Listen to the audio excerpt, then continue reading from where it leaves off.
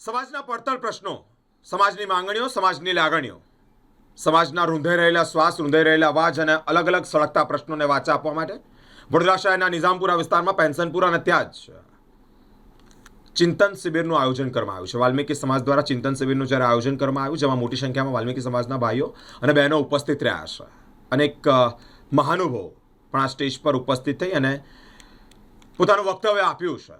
વડોદરા શહેર, આ શહેરમાં વાલ્મીકી સમાજ કે જેઓ વડોદરા શહેરને સ્વચ્છ રાખવાનું કામ કરે છે, વહેલી સવારે ઉઠી અને પોતાનું કામ નિષ્ઠાપૂર્વક પોતાની ફરજ અદા કરે છે.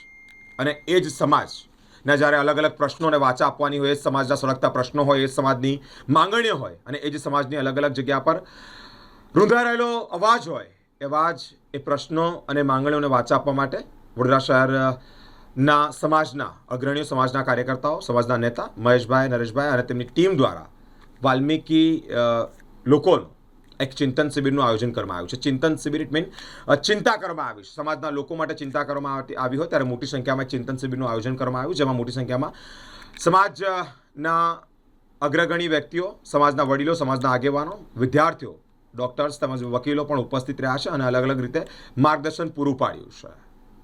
આગામી સમયમાં સ્થાનિક સ્વરાજ્યની ચૂંટણી આવતી હોય, આ સમાજ દ્વારા વડોદરા શહેરના વિકાસને અર્થે ઘણો બધો સિંહ ફાળો રહ્યો હોય, તેવામાં સમાજ એક થાય, એક સાંકળની અંદર જોડાય, સાથે જ સમાજના વિકાસને અર્થે શું ન થઈ શકે તે ભાવના સાથે અલગ અલગ મહાનુભાવોએ પોતાનું મંતવ્ય રજૂ કર્યું છે. નરેશભાઈ, મહેશભાઈ, હરીશભાઈ અને પ્રમોદભાઈની આખી સમગ્ર ટીમ દ્વારા સુચારું આયોજન વડોદરા શહેરના નિઝામપુરા, પેન્શનપુરા વિસ્તારમાં કરવામાં આવ્યું છે. આગામી સમયમાં જ્યારે ઇલેક્શન આવતું હોય ત્યારે સમાજ એક થઈ સમાજના હકો માટે લડે તે માટે પણ તેઓને જણાવવામાં આવ્યું છે.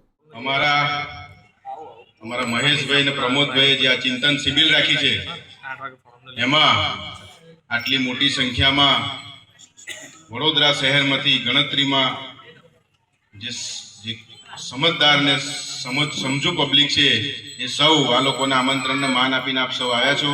આપનું સ્વાગત કરું છું. સાથે આ સ્ટેજ પર જે કોઈ વાત વિવાદમાં પડેલા નથી કે ક્યારેય કોઈ પાર્સાલિટીમાં નહીં પડ્યા, કોઈ ગ્રુપમાં નહીં પડ્યા, એવા લોકો પણ અમારા મહેશભાઈ ને પ્રમોદભાઈના માન આપીને આ સ્ટેજ પર ઉપસ્થિત થયા છે. એમનું પણ હું સ્વાગત કરું છું, વંદન કરું છું. આજે વડોદરા શહેરમાં પેન્શનપુરા, નિઝામપુરા વિસ્તારમાં ઇલેક્શન વોર્ડ નંબર 1માં જે આંબેડકર ચોક વિસ્તાર છે, ત્યાંથી સમાજના ઘણા બધા યુવાનો દરેક વખત ભેગા થતા હોય છે. કંઈક કામો માટે, સમાજના કોઈક કામો માટે ભેગા થતા હોય છે, રાજકીય કામ માટે બી ભેગા થતા હોય છે. ત્યારે આજે વડોદરાનું આવનારા સમયમાં કંઈક આખા ગુજરાતમાં જે માહોલ બનેલો છે અને એમાંય જાતિ સમીકરણોમાં જે કોઈ કામગીરી કરવાની આવતી હોય છે, કરતા આવ્યા છે, ત્યારે વડોદરાનું વાલ્મીકી સમાજ અમે લોકોએ મોટા પાયે જૂથ જે જકડી રાખ્યું છે, એનો કોઈ ખોટો ઉપયોગ ના થઈ જાય.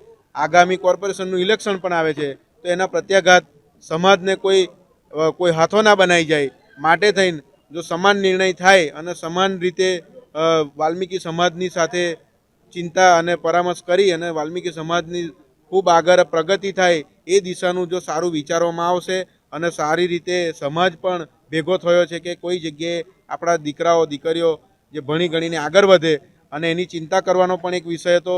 સાથે આગળનો સમયગાળો જે આવી રહ્યો છે એના માટે થઈને રાજકીય પણ લોકો જોડાયા છે, એમાં અમે પણ લોકો બધા છે. તો અમને પણ એ લોકોએ પૂછવામાં આવ્યું કે આગળનું તમારું શું નિર્ણય, તો અમે લોકોએ બી એવું કીધું છે કે સાચો અને સારો નિર્ણય લેવાશે તો આપણે બધાની જોડે જ છે, બાકી તો માંગવાનું થશે તો બધું માંગીશું. અને જ્યાં ચોક્કસ રજૂઆત કરવાની છે કોઈ પણ પ્રકારની, તો કોઈ પણ કચાશ કર્યા વગર સાચો નિર્ણય નહીં થાય તો એનો જવાબ પણ સારી રીતે સંગઠિત થઈને રીતે માંગવામાં આવશે. હમણાં તો લગભગ 500-700 લોકો હતા. એ સિલેક્ટેડ લોકોને બોલાવવામાં આવ્યા હતા કે જે લોકો દરેક વિસ્તાર વાઇઝ 5-10 લોકો આવે, સાધુ સંતો આવે, સામાજિક આગેવાનો આવે અને જે કોઈ સંસ્થાઓ સાથે જોડેલા જે લોકો પણ આવે, યુનિયનના લોકો બી આવે. તો એવા લોકો બધા આવ્યા હતા અને એમની સાથે અમને પણ જોડાવાનો મોકો મળ્યો. એટલે અમે પણ અમારી વાત મૂકી છે કે આપણો સમાજ ખાલી સફાઈ પૂરતો કોઈ નિમિત્ત ના બને અને કોઈ લોકો આપણાને વહેંચી ના જાય અને કોઈ ગેરઉપયોગ ના લઈ જાય. એટલે ચિંતા થતી હતી, એટલે માટે થઈને જેટલા લોકોને અત્યારે સમજાઈ શકતા હતા, જેટલા લોકો સાથે ચિંતા કરાતી હતી એટલી કરી આગળનું સમયગાળામાં જેમ જેમ સમય દેખાશે એમ ભેગા થઈ અને ચિંતા કરીશું. નરેશભાઈ સોલંકી, આ વોર્ડમાં પૂર્વ ભારતીય જનતા પાર્ટીનો વોર્ડનો પ્રમુખ હતો.